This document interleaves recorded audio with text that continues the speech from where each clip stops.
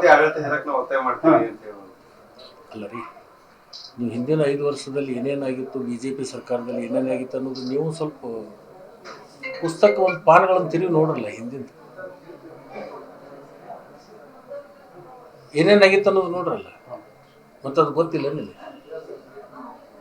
ಆಡಳಿತ ನಮ್ಮದು ನಿಂತು ಹೋಗಿಲ್ಲ, ಯೋಗಗತಿಯಲ್ಲಿ ಹೊಂಟಿದೆ. ನಿಂತಿರ್ತಕ್ಕಂಥದ್ದು ಅವ್ರ ವಿರೋಧ ಪಕ್ಷವಾಗಿ ಅವರಿಗೆ ಆಗ್ತಾ ಇದೆ. ಸರ್ಕಾರದ ಲೋಪಗಳನ್ನು ಎತ್ತತಕ್ಕಂಥದ್ದು ಶಕ್ತಿಹೀನ ಆಗಿರ್ತಕ್ಕಂಥ ಒಂದು ವಿರೋಧ ಪಕ್ಷ ಎಲ್ಲಿದೆ ಅವರಲ್ಲಿ?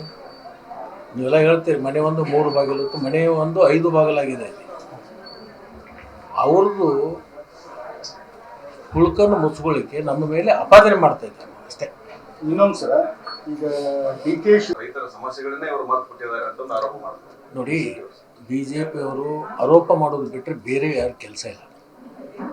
ಕಬ್ಬಿನ ಸಮಸ್ಯೆ ಉದ್ಭವ ಆಗಿತ್ತು, ಪ್ರತಿ ವರ್ಷ ಹೋರಾಟ ಆಗ್ತಿತ್ತು.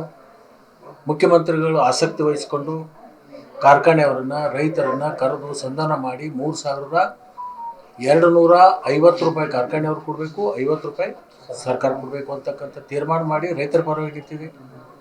ಮೆಕ್ಕೆಜೋಳದ ಕುಸಿದಂಥ ಸಂದರ್ಭದಲ್ಲಿ ಇವತ್ತು ಅದನ್ನು ಖರೀದಿ ಮಾಡಲಿಕ್ಕೆ ಈಗಾಗಲೇ ಸೂಚನೆ ಕೊಟ್ಟಿದ್ದರು. 2 ದಿವಸದಲ್ಲಿ ಖರೀದಿ ಕೇಂದ್ರಗಳು ಪ್ರಾರಂಭ ಆಗ್ತಾವೆ. ಇದು ರೈತ ವಿರೋಧಿನೋ ಅಥವಾ ರೈತರ ಪರವಾಗಿ ನಿಂತಿರ್ತಕ್ಕಂಥದ್ದು? ನೀವು ಹೇಳ್ಬೇಕು.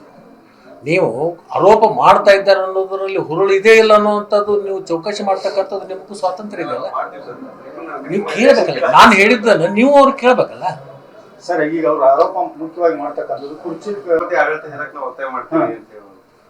ಅಲ್ಲ ರೀ, ನೀವು ಹಿಂದಿನ 5 ವರ್ಷದಲ್ಲಿ ಏನೇನಾಗಿತ್ತು, BJP ಸರ್ಕಾರದಲ್ಲಿ ಏನೇನಾಗಿತ್ತು ಅನ್ನೋದು ನೀವು ಸ್ವಲ್ಪ ಪುಸ್ತಕ ಒಂದು ಪಾನಗಳನ್ನು ತಿರುಗಿ ನೋಡ್ರಲ್ಲ. ಹಿಂದಿನ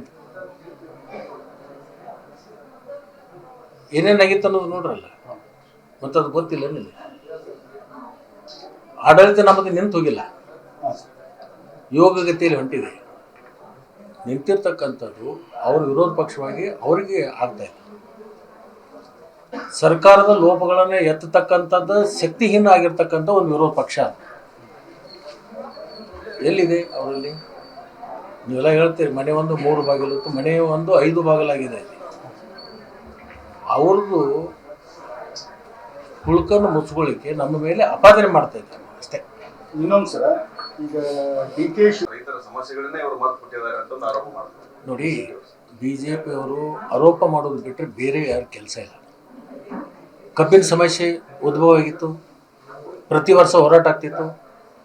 ಮುಖ್ಯಮಂತ್ರಿಗಳು ಆಸಕ್ತಿ ವಹಿಸಿಕೊಂಡು ಕಾರ್ಖಾನೆಯವರನ್ನು, ರೈತರನ್ನು ಕರೆದು ಸಂಧಾನ ಮಾಡಿ 3,250 ರೂಪಾಯಿ ಕಾರ್ಖಾನೆಯವ್ರು ಕೊಡಬೇಕು, 50 ರೂಪಾಯಿ ಸರ್ಕಾರ ಕೊಡಬೇಕು ಅಂತಕ್ಕಂಥ ತೀರ್ಮಾನ ಮಾಡಿ ರೈತರ ಪರವಾಗಿ ನಿಂತಿದೆ. ಮೆಕ್ಕೆಜೋಳದ ಕುಸಿದಂಥ ಸಂದರ್ಭದಲ್ಲಿ ಇವತ್ತು ಅದನ್ನು ಖರೀದಿ ಮಾಡಲಿಕ್ಕೆ ಈಗಾಗಲೇ ಸೂಚನೆ ಕೊಟ್ಟಿದ್ದರು. 2 ದಿವಸದಲ್ಲಿ ಖರೀದಿ ಕೇಂದ್ರಗಳು ಪ್ರಾರಂಭ ಆಗ್ತಾವೆ.